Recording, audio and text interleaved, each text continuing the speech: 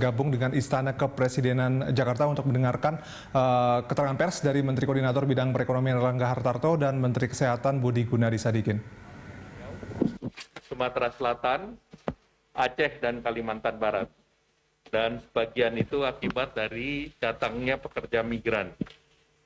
Nah, kalau kita lihat kasus harian yang menyebabkan 7 provinsi bor di atas bed occupancy rate di atas 50%, yaitu Sumatera Utara 63,4%, Riau 59,1%, Kepulauan Riau 59,9%, Sumatera Selatan 56,6%, Jambi 56,2%, Lampung 50,8%, dan Kalimantan Barat 50,6%.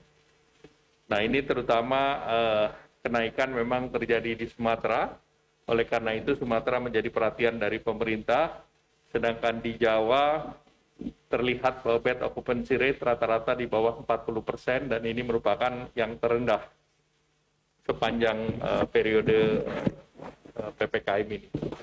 Kemudian kalau kita lihat di Wisma Atlet relatif rendah 21,47%, terisi 1.287 tempat tidur dari kapasitas 5.994 tempat tidur. Dari tren mobilitas penduduk nasional terjadi kenaikan di 7 hari terakhir dan 3 provinsi yang mobilitasnya rendah adalah Bali, Yogyakarta, dan Kepri. Kepri mobilitas rendah, namun karena adanya kedatangan PMI, maka ada kenaikan kasus. Sedangkan yang tinggi mobilitas adalah Maluku Utara, Bengkulu, dan Sulawesi Tenggara. Dan kita melihat bahwa dalam bulan Ramadan ini, sektor retail, mal, dan toko bahan makanan mobilitasnya tinggi. Nah, kemudian kita lihat dalam pelaksanaan PPKM Mikro tahap ke-8, yaitu tanggal 18 sampai 31 Mei akan diperpanjang dengan cakupan tetap di 30 provinsi. Tentu 18 sampai 31 Mei ini adalah periode 2 minggu daripada pasca mudik Hari Raya Lebaran dan tentu pengetatan dari 3T yang nanti akan dilaporkan, akan disampaikan oleh Bapak Menteri Perhubungan. Kemudian monitoring terkait dengan perkembangan vaksinasi, ini nanti disampaikan oleh Pak Menkes, namun secara nasional kita sudah 29,99 juta dosis, dan kapasitas vaksinasi juga sudah bisa mencapai 500.000 walaupun beberapa minggu terakhir ada penurunan. Kemudian yang terkait dengan vaksin gotong royong sudah tersedia 500.000 dari 7,5 juta kontrak vaksin Sinovac, dan ini harga sudah ditetapkan harga vaksin 375.000 per dosis dan penyuntikannya 125.000 sehingga totalnya 500.000, dan vaksin lain yang akan digunakan adalah CanSino, dan ini sudah dipersiapkan 5 juta, dan tentunya vaksin gotong royong ini diharapkan sudah bisa dilaksanakan nanti di akhir bulan Mei ini. Kemudian ini juga sudah memperoleh sertifikasi baik dari Badan POM maupun dari MUI.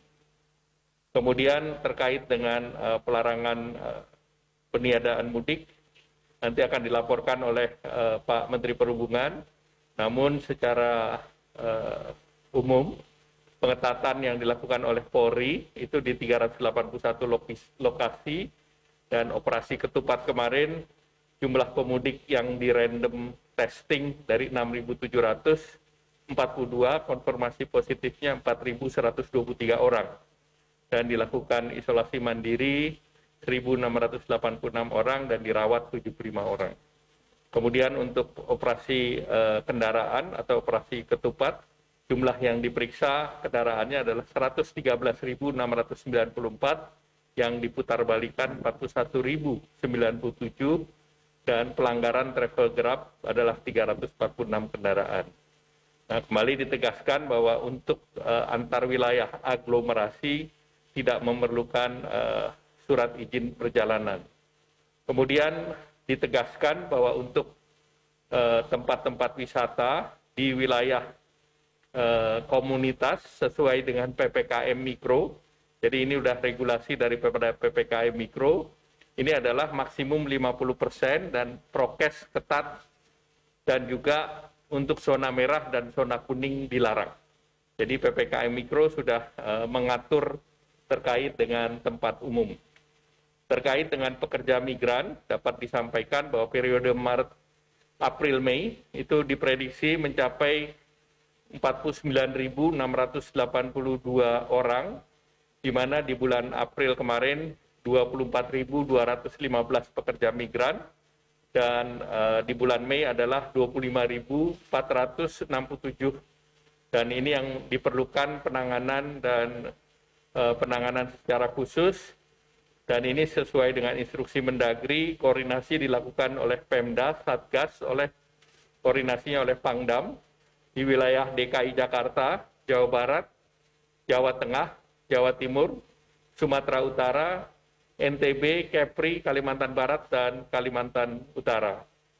Dan ini untuk para pekerja PMI dilakukan dengan prokes ketat, baik itu melalui dengan pengetesan, termasuk PCR test dan karantina, dan hasil positif yang cukup tinggi ini diantisipasi di daerah yang memang masuk untuk PMI, dan kemarin dengan Pak Gubernur dibahas di daerah-daerah Sumatera, termasuk dengan Riau, Kepri, Kaltara, Kalbar, terkait dengan kebutuhan tempat karantina bagi PMI dan diantisipasi yang dilakukan, termasuk penambahan kapasitas di daerah Dumai misalnya, di mana Rumah Sakit Pertamina akan membantu untuk mengisi kesiapan tersebut. Demikian yang dapat kami laporkan, dan selanjutnya kami persilakan Pak Menteri Perhubungan.